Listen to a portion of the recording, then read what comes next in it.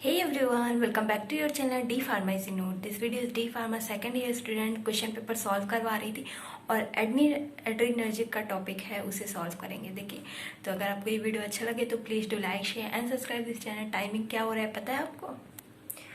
4:45 AM, ठीक है। तो अगर आपको ये वीडियो अच्छा लगे please do like share and subscribe this channel. चलिए वीडियो स्टार्ट करते हैं। चलिए देखते हैं adrenergic and anti adrenergic topic को, ठीक है।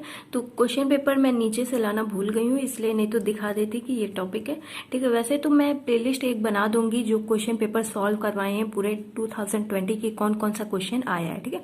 चलिए देखते हैं इस टॉपिक में क्या दिया गया हुआ है। एड्रीनर्जिक ड्रग्स की सिम्प्थोमिमेटिक ड्रग्स भी कहते हैं। जो हमारी एड्रीनर्जिक ड्रग है उसे सिम्प्थोमिमेटिक ड्रग भी कहते हैं, ठीक है। ये ड्रग सिम्प्थोमिमेटिक सिस्टम के उद्दीपी के समान उत्पन्न करती हैं। ये जो ड्रग्स होती हैं एड्रीनर्जिक, वो सिम्प्थोमिमेटिक सिस्टम के समान ही वर्क करती हैं, ठीक है। ये ड्रग्स ब्लड प्रेशर को इंक्रीज करने में यूजफुल हैं।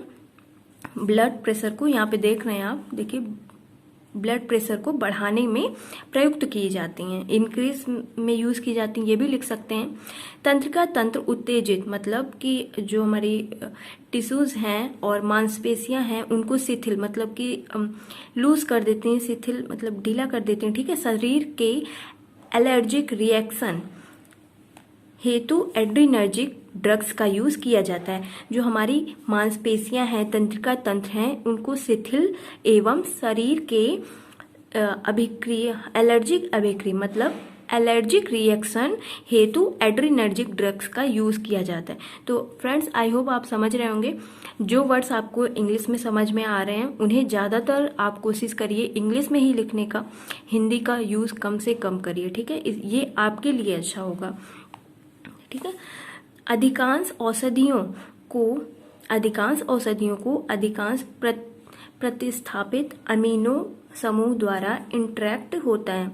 जो अधिकांश औषधियां होती हैं उनमें एमिनो समूह, एमिनो ग्रुप द्वारा जुड़ा होता है, ठीक है। ये एड्रीनर्जिक जो एमिनो ग्रुप होता है वो एड्रीनर्जिक से इंटरेक्ट होता है, ठीक है।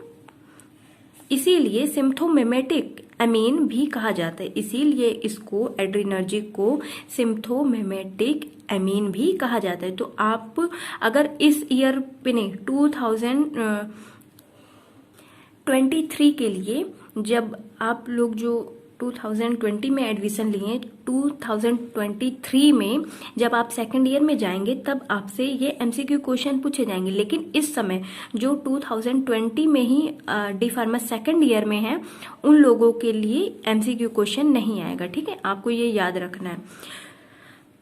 तो अगर आप 2023 में ये वीडियो देखेंगे तो फिर आपको ये सब पॉइंट्स याद रखने, क्योंकि एमसीक्यू क्वेश्चन इनसे बन सकते हैं, ठीक है। सिम्प्थोमिमेटिक अमीन भी कहा जाता है किसको? एड्रीनर्जिक ड्रग को, ओके। कीटाकोल न्यूक्लियस विद्यमान रहता है। इसमें क्या होता है? कीटाकोल न्यूक्लियस प्रेजेंट रहता है। प्रेजेंट के होने के कारण सिम्प्थोमिमेटिक अमीन को अग्र प्रकार से वर्गीकृत मतलब क्लासिफाई किया गया है। इसमें कीटाकोल न्यूक्लियस प्रेजेंट होने के कारण सिम्प्थोमेटिक अमीन का क्लासिफिकेशन किया गया है, ठीक है। तो यहाँ पे देखिए कीटाकोल अमीन क्लासिफिकेशन के बारे में बताया गया है और नॉन कीटाकोल अमीन के बारे में। तो आपको ये याद रखना है, कीटाकोल अमीन में एड्रीनलिन, नॉर एड्रीनलिन और डोपामीन, आइसोप्रोनिलॉन आती हैं। ये चारों ड्रग्स आती हैं, ठीक है। आपको ये याद रखना है कीटाकोल अमीन में, ठीक। और नॉन कीटाकोल अमीन में एफेड्रिलिन और एम्फेटामीन, मिथाइल एम्फेटामीन और मेफेटामीन और फिनाइल फेरिलिन, ये ड्रग्स आती हैं। तो आपको ये चार जो इसमें से सरल लग रही हैं चार और इनमें से चार, ठीक है, लर्न कर लीजिएगा और इनको क्लासिफिकेशन एक हेडिंग डालिएगा कायदे से और फिर ये लिखिएगा, ठीक। अब देखिए नेक्स्ट हेडिंग क्या लिखा हुआ है, एड्रेनालिन का यूजेस कहाँ कहाँ होता है, ठीक है। वैसोकॉन्ट्रैक्शन के रूप में इसका यूज होता है, सिम्पथोमिमेटिक के रूप में एड्रेनालिन का यूज होता है, और ब्रोंचोटिक में इसका यूज होता है, कार्डिक स्टिमुलेट में एड्रेनालिन का यूज होता है। अब चलिए नेक्स्ट पॉइंट पे देखते हैं, इसके यूजेस लिखे हुए हैं यहाँ पे। आई होप आपको क्लियर दिख रहा होगा।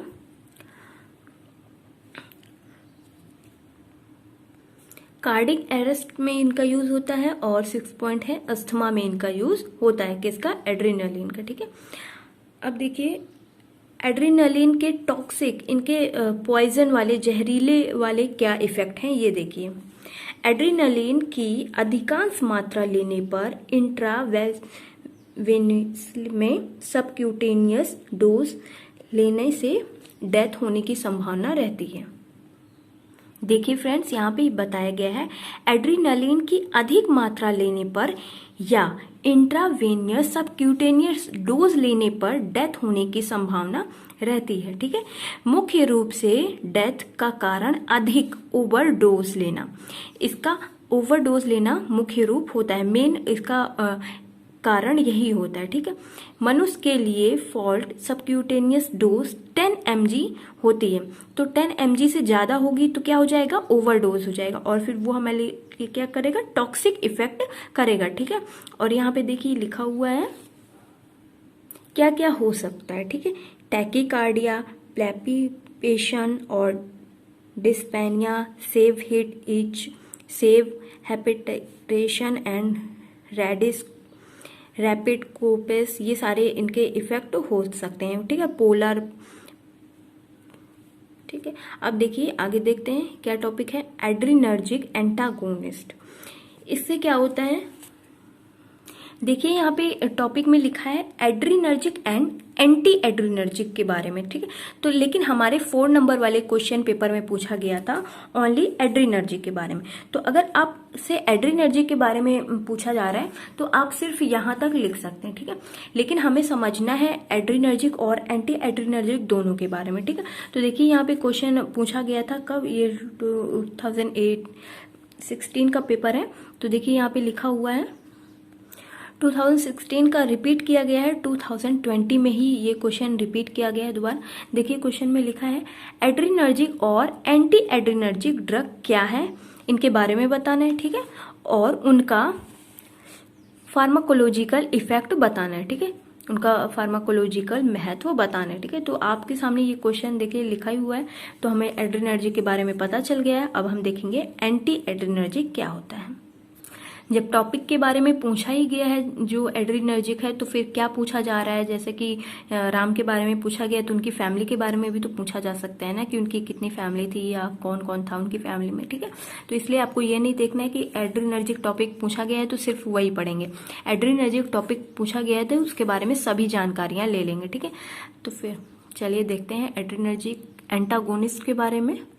जो हमारी एड्रेनर्जिक होती है एंटागोनिस्ट, वो एड्रेनर्जिक नर्व स्टिमुलेट करती है, और जो एड्रेनर्जिक होती थी वो हमारी क्या करती थी, सिम्पथोमिमेटिक को स्टिमुलेट करती थी, सिम्पथोमिमेटिक ड्रग थी, ठीक है। और एंटी एड्रेनर्जिक क्या है, नर्व स्टिमुलेटिंग है, ठीक। तो चलिए स्टार्ट करते हैं पढ़ना।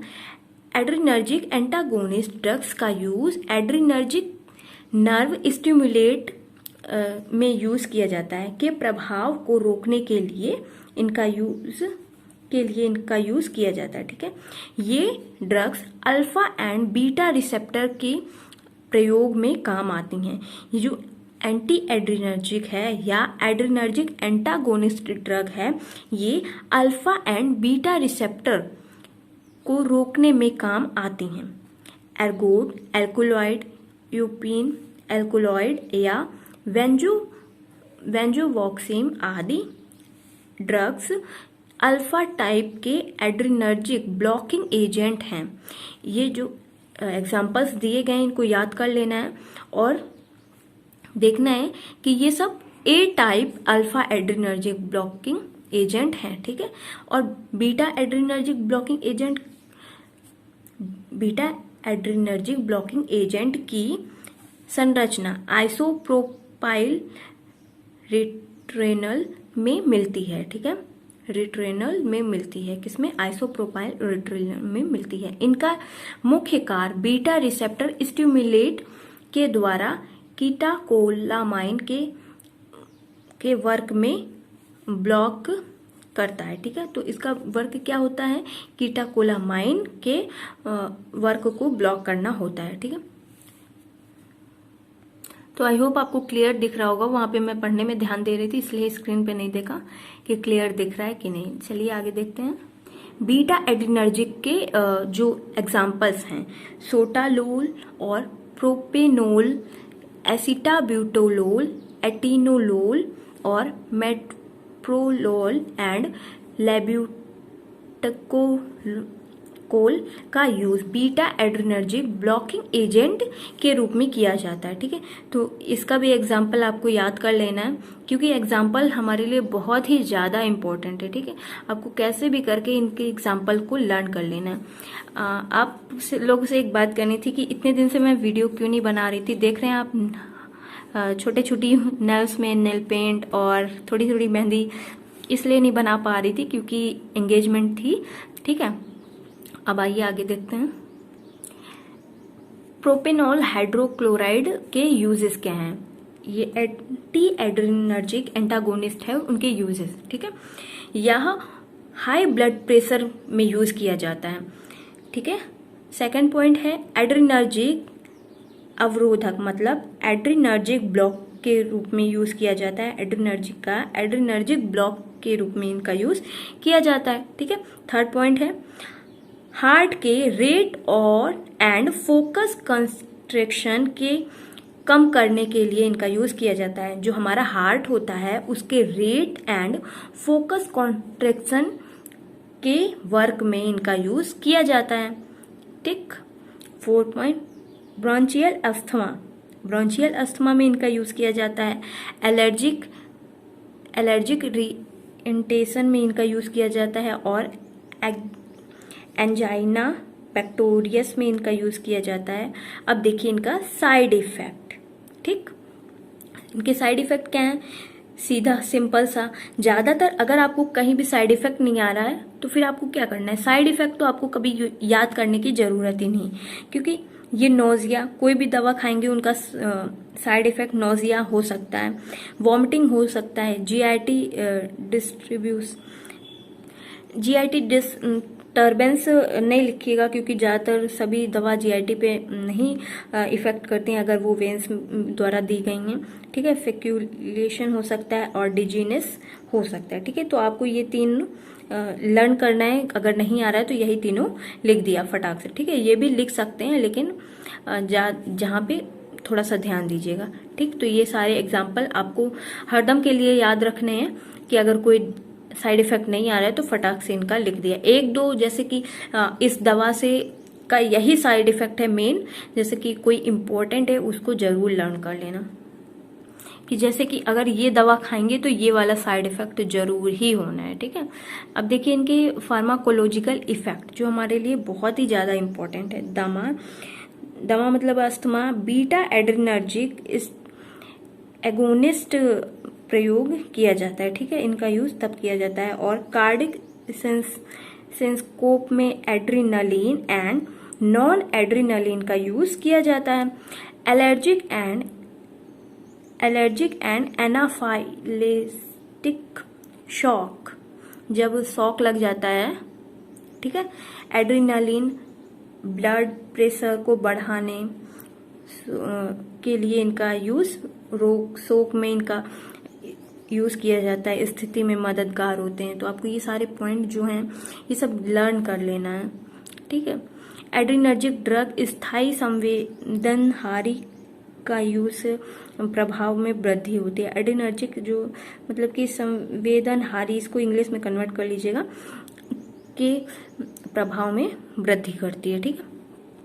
अब देखिए नीचे क्या लिखा हुआ है, या स्थायी मतलब लोकल ब्लीडिंग को रोकने में इसका यूज किया जाता है, ठीक।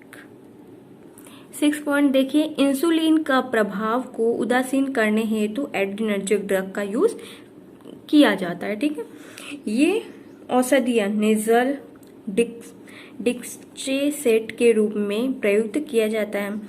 एड्रेनर्जिक ड्रग्स वे औषधियां जिनका इफेक्ट एड्रेनर्जिक ड्रग के साथ विघटित होता है एड्रेनर्जिक ड्रग कहलाती हैं, एंटी एड्रेनर्जिक ड्रग कहलाती हैं। ठीक है, एंटी एड्रेनर्जिक ड्रग वे ड्रग्स जिनका इफेक्ट एड्रेनर्जिक ड्रग के साथ विघटित होता है, मतलब नहीं होता है, वे एंटी एड्रेनर्जिक ड्रग कहलाती हैं। इसको इंग्लिश में कन्वर्ट करके लिखिएगा। ठीक है, देखिए फार्माकोलॉजिकल इम्पैक्ट क्या है ये देख लीजिए, इंपॉर्टेंट है। उच्च रक्तचाप, ठीक है, हाई ब्लड प्रेशर, एड्रेनालिन ग्रंथि में ट्यूमर, पेरिफेरल वस्कुलर रक्त हाइपर इथोजमिया, एर्गोट का यूज, माइग्रेन, रक्त स्रावण को रोकने के लिए, जैसा कि आपने आगे ही देखा था, लेबर करने के लिए। इस वर्ग के ड्रग्स का यूज कार्डिक अस्थमा, हृदय शूल और ग्लूकोमा, चिंता, साइजोफ्रेनिया तथा पैराकिन्सोनिया में इनका यूज किया जाता है। ठीक है, तो आई होप आपको ये वीडियो अच्छे से समझ में आ गया होगा, ये टॉपिक अच्छे से समझ में आ गया होगा। ठीक है, ये नेक्स्ट टॉपिक है। तो हम लोग ने देख लिया ये adrenergic and anti adrenergic topic के बारे में। अगर आपको ये वीडियो अच्छा लगा है तो please do like, share and subscribe जरूर करिएगा। Thank you, take care, I meet to next video. अगर आपका कोई टॉपिक है कि जो आपको टॉपिक नहीं आ रहा है उसको कमेंट करिएगा, उसका वीडियो जरूर बन जाएगा। ठीक है, thank you, take care, I meet to next video.